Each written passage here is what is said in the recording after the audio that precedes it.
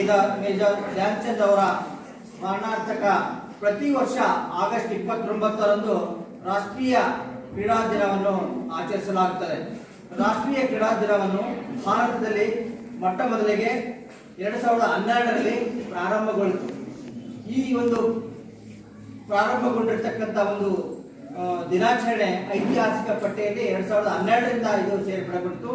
ಇಂದಿನ ಒಂದು ಕ್ರೀಡಾ ದಿನಾಚರಣೆಯ ಅಂಗವಾಗಿ ನಮ್ಮ ರಾಷ್ಟ್ರ ಮಟ್ಟದಲ್ಲಿ ಕೆಲವೊಂದು ಪ್ರಶಸ್ತಿ ಪಾರಿತೋಷಕಗಳು ಅಂದ್ರೆ ಕ್ರೀಡಾ ಸಾಧಕರಿಗೆ, ಕ್ರೀಡೆಯಲ್ಲಿ ಕ್ರೀಡಾಪಟುಗಳಿಗಾಗಿರ್ಬೋದು ಮತ್ತು ಕ್ರೀಡೆಗೆ ತರಬೇತಿ ನೀಡಿರ್ತಕ್ಕಂಥವರಾಗಿರ್ಬೋದು ಅಥವಾ ಕ್ರೀಡೆಗೆ ಮ್ಯಾನೇಜರ್ ಆಗಿರ್ತಕ್ಕಂಥವ್ರು, ಕ್ರೀಡೆಗೆ ಸಂಬಂಧಪಟ್ಟಿರ್ತಕ್ಕಂಥ ವೈದ್ಯ ಅಧಿಕಾರಿಗಳಿಗೆ ಇಂದು ಒಂದು ಪ್ರಶಸ್ತಿಯನ್ನು ಕೊಡ್ತಾರೆ. ಯಾರ ಹೆಸರು ಮೇಲೆ ಅಂದ್ರೆ ಮೇಜರ್ ಧ್ಯಾನ್ ಚಂದ್ ಅಂತಕ್ಕಂಥ ಒಂದು ಅವನ ಹೆಸರಿನ ದಿನಾಚರಣೆ, ಅವನ ಹುಟ್ಟಿದ ಹಬ್ಬದ ಪ್ರಯುಕ್ತವಾಗಿ ಅವನಿಗೆ ಏಕಲವ್ಯ ಅವಾರ್ಡ್ ಅನ್ನು ಇಂದಿನ ದಿವಸ ಕೊಡ್ತಾರೆ. ಅರ್ಜುನ ಅವಾರ್ಡ್ ಅನ್ನು ಮತ್ತು ಪದ್ಮ ವಿಭೂಷಣ ಅಂತಕ್ಕಂಥದ್ದು, ಆಮೇಲೆ ಮೇಜರ್ ಧ್ಯಾನ್ ಚಂದ್ ಪ್ರಶಸ್ತಿ ಅಂತಕ್ಕಂಥ ಒಂದು ಪ್ರಶಸ್ತಿಗಳನ್ನು ಈ ಒಂದು ಕಾರ್ಯಕ್ರಮದ ಅಡಿಯಲ್ಲಿ ಇಂದಿನ ಒಂದು ದಿನದಲ್ಲಿ ನಾವು ಆಚರಿಸಿ ಮತ್ತು ಈ ಒಂದು ಪ್ರಶಸ್ತಿಯನ್ನು ನೀಡಲಾಗುತ್ತದೆ. ಇದರ ಜೊತೆಗೆ ಎಲ್ಲಾ ಕ್ರೀಡಾಪಟುಗಳು ಆಗಿರ್ತಕ್ಕಂಥ ನಾವುಗಳು ಒಂದು ಪ್ರಮಾಣ ವಚನವನ್ನು ಬೋಧನೆ ಮಾಡಿದ ನಂತರ ನಮ್ಮ ಹಿರಿಯ ಉಪನ್ಯಾಸಕರು ಈ ಒಂದು ದಿನಾಚರಣೆಯ ಅಂಗವಾಗಿ ಒಂದೆರಡು ಮಾತಾಡಬೇಕಾಗಿ ತಮ್ಮನ್ನು ವಿನಂತಿಸ್ಕೊಳ್ತಾರೆ. ಎಲ್ಲ ವಿದ್ಯಾರ್ಥಿಗಳು ಎದ್ದು ನಿಂತ್ಕೋಬೇಕು. ನಾನು ದೈಹಿಕವಾಗಿ ಸದೃಢನಾಗುತ್ತೇನೆ, ಮಾನಸಿಕವಾಗಿ ಸದೃಢನಾಗುತ್ತೇನೆ ಮತ್ತು ಭಾವನಾತ್ಮಕವಾಗಿ ಸಮತೋಲನವಾಗುತ್ತೇನೆ ಎಂದು ಪ್ರತಿಜ್ಞೆ ಮಾಡುತ್ತೇನೆ. ನಾನು ನನ್ನ ಕುಟುಂಬ ಮತ್ತು ಸ್ನೇಹಿತರನ್ನು ಪ್ರತಿದಿನ ಕ್ರೀಡೆ ಮತ್ತು ಫಿಟ್ನೆಸ್ ಚಟುವಟಿಕೆಗಳಲ್ಲಿ ಆಡಲು ಮತ್ತು ಭಾಗವಹಿಸಲು ಪ್ರೋತ್ಸಾಹಿಸುತ್ತೇನೆ.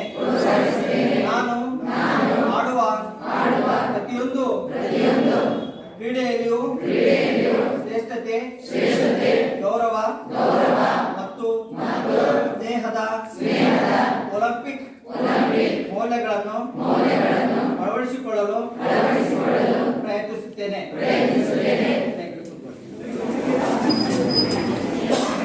ಮುಂದಿನ ಒಂದು ಕ್ರೀಡಾ ದಿನಾಚರಣೆ ಅಂಗವು ಅಧ್ಯಕ್ಷತೆಯನ್ನು ವಹಿಸಿಕೊಂಡಿರ್ತಕ್ಕಂಥ ಮಹಾವಿದ್ಯಾಲಯದ ಉಪ ಪ್ರಾಚಾರ್ಯರಾಗಿರ್ತಕ್ಕಂಥ ಡಾಕ್ಟರ್ ಎಂ ಮತ್ತಿ ಗುರುಗಳು ಈ ಒಂದು ಕ್ರೀಡಾ ದಿನಾಚರಣೆ ಅಂಗವಾಗಿ ಮಾತಾಡಬೇಕಾಗಿತ್ತು.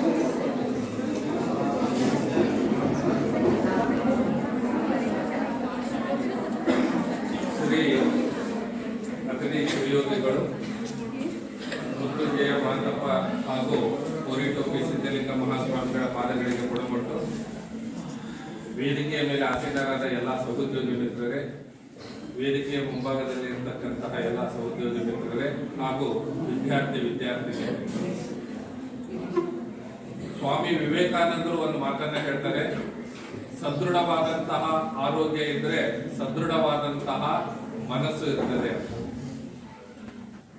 ಆದರೆ ಇತ್ತೀಚಿನ ದಿನಮಾನಗಳಲ್ಲಿ ಕ್ರೀಡಾಭಿಮಾನ, ಕ್ರೀಡೆ ಆಡೋದು ಇವೆಲ್ಲ ಚಟುವಟಿಕೆಗಳು ಸಾಕಷ್ಟು ಕಡಿಮೆ ಆಗ್ತಾ ಇದ್ದಾವೆ.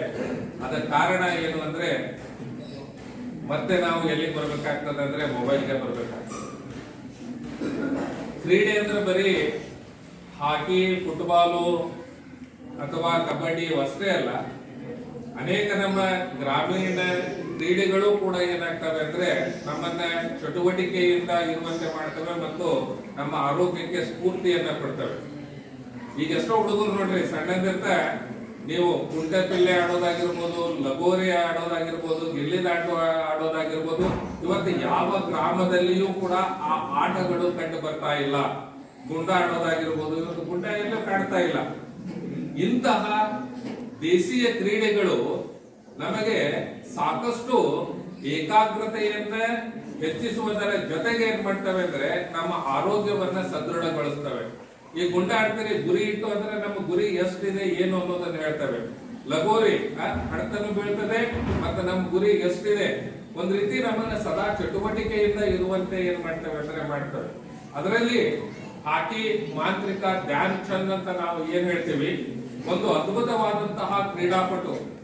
ಇವನೇನು ಪಟ್ಟಣದಲ್ಲಿ ಬೆಳೆದವನಲ್ಲ, ಒಂದು ಚಿಕ್ಕ ಗ್ರಾಮೀಣ ಭಾಗದಲ್ಲಿ 1905ರಲ್ಲಿ ಪ್ರಯಾಗ್ ರಾಜ್ಯದಲ್ಲಿ ಹುಟ್ಟಿದಂತಹ ಒಬ್ಬ ವ್ಯಕ್ತಿ ಮುಂದೆ ಬಡತನದಲ್ಲೇ ಏನ್ ಮಾಡ್ತಾನೆ ಅಂದ್ರೆ ಉದ್ಯೋಗಕ್ಕಾಗಿ ಮಿಲಿಟರಿ ಸೇರ್ಕೊಳ್ತಾನೆ. ಆದ್ರೆ ಹಾಕಿ ಕ್ರೀಡೆಯ ಬಗ್ಗೆ ಸಾಕಷ್ಟು ಈತನಿಗೆ ಅಭಿರುಚಿ ಇರ್ತದೆ. ಈತನ ಕ್ರೀಡಾ ಅಭಿರುಚಿಯನ್ನ ನೋಡಿ ಏನ್ ಮಾಡ್ತಾರೆ ಅಂದ್ರೆ ಪ್ರೋತ್ಸಾಹ ಕೊಡ್ತಾರೆ. ಮುಂದೆ ಒಲಿಂಪಿಕ್ ನಲ್ಲಿ ಭಾಗವಹಿಸಿ ಭಾರತಕ್ಕೆ 3 ಬಾರಿ ಈ ಗೋಲ್ಡ್ ಮೆಡಲ್ ತಂದು ಕೊಡುವಲ್ಲಿ ಮಹತ್ತರವಾದಂತಹ ಪಾತ್ರವನ್ನು ವಹಿಸ್ತಾರೆ. ಎಷ್ಟರ ಮಟ್ಟಿಗೆ ಅಂದ್ರೆ ಆತನಿಗೆ ಹಾಕೊಳ್ಳಿಕ್ಕೆ ಒಳ್ಳೆ ಶೂಗಳು ಕೂಡ ಇರೋದಿಲ್ಲ ಸ್ಪೋರ್ಟ್ಸ್ ನಲ್ಲಿ. ಅಂತಹ ಬಡತನದಲ್ಲಿ ಏನ್ ಮಾಡ್ತಾನೆ ಅಂದ್ರೆ ದೇಶ ಪ್ರೇಮವನ್ನ ಮೆರೀತಾನೆ. 12 ಗೇಮ್ ಆಡಿದಾಗ 3 ಒಲಿಂಪಿಕ್ ನಲ್ಲಿ 12 ಗೇಮ್ ಆಡಿ ಸುಮಾರು 38ಕ್ಕೂ ಹೆಚ್ಚು ಗೋಲುಗಳನ್ನ ಅತ್ಯಧಿಕವಾಗಿ ಇದುವರೆಗೂ ಹಾಕಿಯಲ್ಲಿ ಅತ್ಯಧಿಕ ಗೋಲುಗಳನ್ನ ಬಾರಿಸಿದಂತಹ ವ್ಯಕ್ತಿ ಅನ್ನುವಂತಹ ಒಂದು ಪ್ರಖ್ಯಾತಿಯು ಕೂಡ ಈತನಿಗಿದೆ. ಇವರಿಗೆ ಎಷ್ಟೊಂದು ದೇಶಾಭಿಮಾನ ಇತ್ತು ಅಂದ್ರೆ ಒಲಿಂಪಿಕ್ ನಲ್ಲಿ ಜರ್ಮನಿಯ ಹಿಟ್ಲರ್ ಅಂತ ನಾವು ಏನ್ ಕರಿತೀವಿ, ಈತನ ಆಟವನ್ನ ನೋಡಿ ಆತ ಡ್ಯಾನ್ಸ್ ಅಲ್ಲಿ ಒಂದು ಆಫರ್ ಕೊಡ್ತಾನೆ. ನೀನು ಜರ್ಮನಿ ಪರವಾಗಿ ಆಟವನ್ನ ಆಡಿದ್ರೆ ನಿನಗೆ ಏನು ಬೇಕು ಎಲ್ಲಾ ಸೌಲಭ್ಯವನ್ನು ಕೂಡ ಕೊಡ್ತೀನಿ, ನೀನು ಪ್ರತಿಯೊಂದು ಬೇಕಾದ್ರೆ ನಿನಗೆ ಅರ್ಥ ಜರ್ಮನಿಯನ್ನ ಬಿಟ್ಟು ಕೊಡ್ತೀನಿ ಅಂದ್ರೂ ಕೂಡ ಆತ ಡ್ಯಾನ್ಸ್ ಅಲ್ಲಿ ಏನ್ ಮಾಡೋದಿಲ್ಲ ಅಂದ್ರೆ ನಾನು ಭಾರತಕ್ಕಾಗಿಯೇ ಆಡ್ತೀನಿ, ನನ್ನ ದೇಶ ಭಾರತ ಎನ್ನತಕ್ಕಂತಹ ಒಂದು ದೇಶ ಪ್ರೇಮವನ್ನ ಮೆರೆದಂತಹ ವ್ಯಕ್ತಿ. ಇಂತಹ ವ್ಯಕ್ತಿಯ ಹೆಸರಿನಲ್ಲಿ ಇವತ್ತು ಕ್ರೀಡಾ ದಿನಾಚರಣೆಯನ್ನ ಆಚರಿಸ್ತಾ ಇದ್ದೀವಿ. ಹೀಗಾಗಿ ಪ್ರತಿಯೊಬ್ಬ ವಿದ್ಯಾರ್ಥಿಯೂ ಕೂಡ ಕ್ರೀಡೆಯನ್ನ ಆಡ್ರಿ, ನಿಮ್ಮ ಆರೋಗ್ಯವನ್ನ ಚೆನ್ನಾಗಿ ಇಟ್ಕೊಳ್ರಿ. ಇವತ್ತು ನಮಗೆ ಅನೇಕ ರೋಗಗಳಿಗೆ ಕಾರಣ ಏನು ಅಂದ್ರೆ ನಾವು ಹೆಚ್ಚಿಗೆ ಯಾವುದೇ ಕ್ರೀಡೆಗಳನ್ನ ಆಡ್ತಾ ಇಲ್ಲ. ಹೀಗಾಗಿ ನಮ್ಮ ದೈಹಿಕ ಶಿಕ್ಷಕರು ಕೂಡ ಬರೀ ಹುಡುಗರಿಗೆ ಟೇಬಲ್ ಬಾಲ್ ಬ್ಯಾಡ್ಮಿಂಟನ್ ಅವ್ರನ್ನ ಆಡ್ಸೋ ಬದಲಿ ಈ ಲಗೋರಿ ಡಬ್ಬ ಡಬ್ಬಿ ಏನ್ ಕರೀತಿರಲ್ಲ ಅಂತಹ ಕೆಲವೊಂದಿಷ್ಟು ದೇಶೀಯ ಆಟಗಳನ್ನು ಕೂಡ ಆಡಿಸಿದರೆ ನಮ್ಮ ವಿದ್ಯಾರ್ಥಿಗಳು ಮುಂದಕ್ಕೆ ಬರಲಿಕ್ಕೆ ಅವರ ಏಕಾಗ್ರತೆಯನ್ನು ಹೆಚ್ಚಿಸಲಿಕ್ಕೆ ಸಾಧ್ಯ ಆಗುತ್ತೆ ಎನ್ನುವಂತಹ ಒಂದು ಮಾತನ್ನು ಹೇಳ್ತಾ ಈ ವೇದಿಕೆ ಧನ್ಯವಾದಗಳನ್ನು ತಿಳಿಸ್ತೀನಿ. ವಿದ್ಯಾರ್ಥಿಗಳೇ, ಇಂದು ನಾವು ಕ್ರೀಡಾ ದಿನಾಚರಣೆ ಆಚರಿಸಿದ ಒಂದು ಸಂದರ್ಭದಲ್ಲಿ ಮುಖ್ಯ ಒಂದು ಕಾರ್ಯಕ್ರಮದ ಅಧ್ಯಕ್ಷರು ನಿಮಗೆ ಸಾಕಷ್ಟು ಕಿವಿ ಮಾತುಗಳನ್ನು ಆಡಿದ್ದಾರೆ. ಯಾಕಂದ್ರೆ ನಮ್ಮ ಮಹಾವಿದ್ಯಾಲಯದಲ್ಲಿ ಇತ್ತೀಚಿನ ದಿನಗಳಲ್ಲಿ ಆಟ ಆಡ್ಲಿಕ್ಕೆ ಬರಲ್ಲ.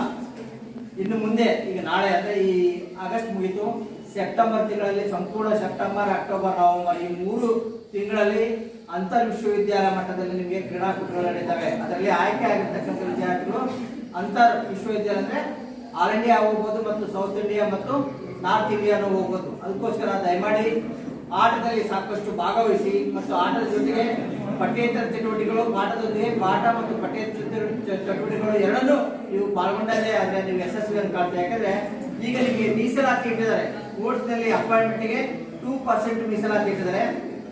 ಯಾಕಂದ್ರೆ ಯೂನಿವರ್ಸಿಟಿ ನೀವು ಸರ್ಟಿಫಿಕೇಟ್ ಅಂತ ತೆಗೆದುಕೊಂಡ್ರೆ ಅಂದ್ರೆ ನಿಮ್ ಮುಂದೆ ಏನಾದರೂ ಜಾಬ್ ಅಪರ್ಚುನಿಟಿ ಹೋದಾಗ ನಿಮಗೆ ಆ 2% ಬಹಳ ಹೆಲ್ಪ್ ಆಗುತ್ತೆ. ಅದಕ್ಕೋಸ್ಕರ ಮುಂದಿನ ತಿಂಗಳಲ್ಲಿ ಎಲ್ಲಾ ಕ್ರೀಡೆಗಳು ಪ್ರಾರಂಭವಾಗ್ತವೆ. ಒಂದು ಪಕ್ಷ ನಾನು ಫ್ರೀ ಕುಂತ್ರು ಸದ್ಯಕ್ಕೂ ನೀವು ಬಂದು ನನಗೆ ಕೇಳಬೇಕು, ಸರ್ ಬನ್ನಿ ಸರ್ ನಮಗೆ ಅದು ಕೊಡಿ ಇದು ಕೊಡಿ ಅಂತ. ಬಟ್ ನಾನು ನಿಮ್ಮ ಜೊತೆಗೆ ಸದಾ ನಿರಂತರವಾಗಿ ನಿಂತ್ಕೊಂಡು ನಿಮಗೆ ಕ್ರೀಡಾ ಚಟುವಟಿಕೆಗಳನ್ನು ನಾನು ನಡೆಸ್ಕೊಂಡು ಬರ್ತೀನಿ ಅಂತಕ್ಕಂಥ ಒಂದು ಮಾತನ್ನು ಹೇಳ್ತಾ ಈ ಒಂದು ಎಲ್ಲ ವಿದ್ಯಾರ್ಥಿಗಳು ಕಾರ್ಯಕ್ರಮದ ವೇದಿಕೆ ಮೇಲೆ ಇರ್ತಕ್ಕಂಥ ಎಲ್ಲ ಕಾರ್ಯಕ್ರಮಗಳಿಗೆ ಒದಗಿಸಿದಂತ ಈ ಒಂದು ಕಾರ್ಯಕ್ರಮವನ್ನು